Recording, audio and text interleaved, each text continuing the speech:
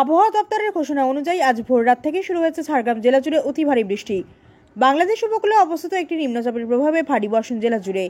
আর সেই ভোররাত থেকে অতি ভারী বৃষ্টির ফলে রাস্তার ওপর ভেঙে পড়ল বিশাল আকারের একটি গাছ, ছিঁড়ে গেল বিদ্যুতের তার।